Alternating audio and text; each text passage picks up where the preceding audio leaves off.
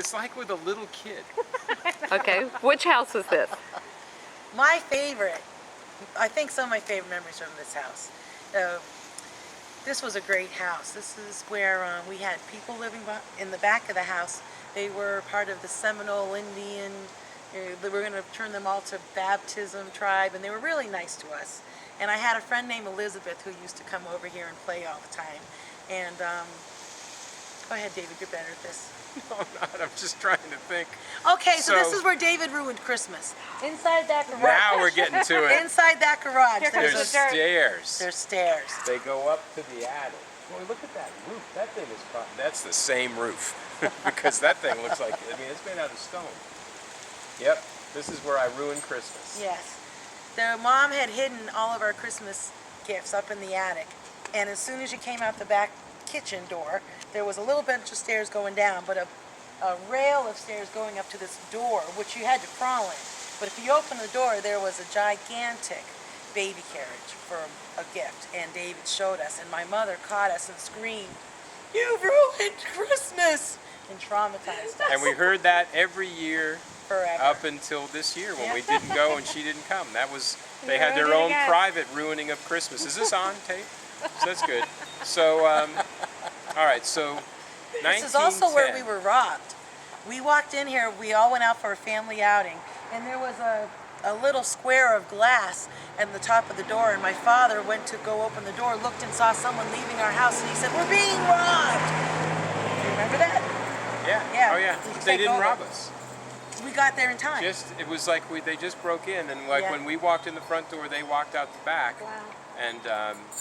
And when I next memory up at when we get all the way to 1438 is when we watch the FBI at night. But anyway, so 1910, I had these little engines for airplanes, but no airplanes. So I would start these things up, but I didn't have an airplane. So here's this little airplane motor with a propeller spinning around at finger chopping speed, completely unsupervised. You know, I'd put them on a piece of wood with the little gas and the whole bit. Little kid on a bike. Yeah. It was a lot bigger than it is now, for some reason. But yeah, the people in the back, there was a young couple, and the young man attended the Florida Bible College. For whatever reason you do that.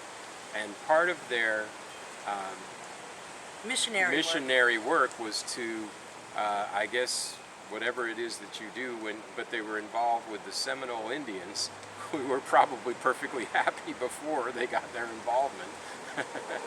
And so they would do whatever it is that they do to interrupt their lives and they would pass preach along. and bring us, but they would also put on functions and bonfires and food, and so they would basically bribe the Seminole Indians and us into attending these events for food and then hear the word of God. There's a mango tree. There was a mango tree in the backyard. And an orange tree, and a grapefruit tree, and a kumquat tree. Kumquat tree. Right, And which were terrible. The boats ended up over here. Yeah. From when we had the place in Miami, the little boats, they ended up all along the backyard. Yes, fence. right, yes, yes.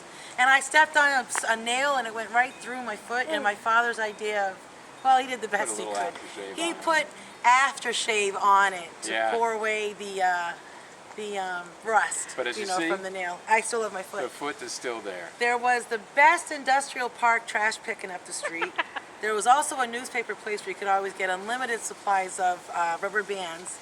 And if you went up the street and took a left, there was a 7-Eleven and you could get ices. And you could always find bottles, enough bottles to get an icy. Yep. Pick up some dirty, filthy bottles and catch them in. This is how we spent our childhood. Pretty much. There were good times. They were good times. We had good bikes. I have to say, we had great bikes. And tetanus shots. Yeah, and you could walk to Young Circle from here too. You could. All right, next memory. And down the road over there was was it the Pied Piper, where Mom stuck us for a little bit of time. Right over there, on the other side, right here. It was a kindergarten for kids whose parents worked, and my brother just one day was like, "Forget this," got out, walked home. Literally walked out. They didn't even stop. That was the end of our going, pretty much. That was it. I think she was mortified, and they were too, that they didn't even know you left. She came and there's me and then what Mary. kind of a deal is this? What are you paying for it? Right. We take care of ourselves, Mom. This I'm gonna get a little closer Yeah, up at the it's house. really since overgrown. It's not as attractive up front as it once was. oh, cause it of the overgrown. Yeah, I can see. look at how pretty those are. They are pretty. And Mom, there's a laundry room in the back.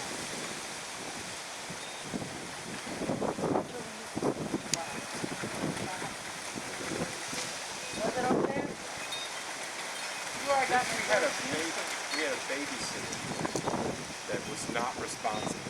I don't remember who We it had was. nothing is better than irresponsible babysitter. We had this young, she was really just another kid, and she would babysit us, and it was the greatest thing because you could do whatever you wanted. I don't even remember. She was on. Yeah, because she was probably playing with us. She did. That's all she did was play. Make some money and make Mom and Dad some money. But again, so my bedroom there was, we all stayed the same. Right. Yeah, 3 twin beds. And then here, you and Mary slept in the front bedroom Right. in twin beds. Yep.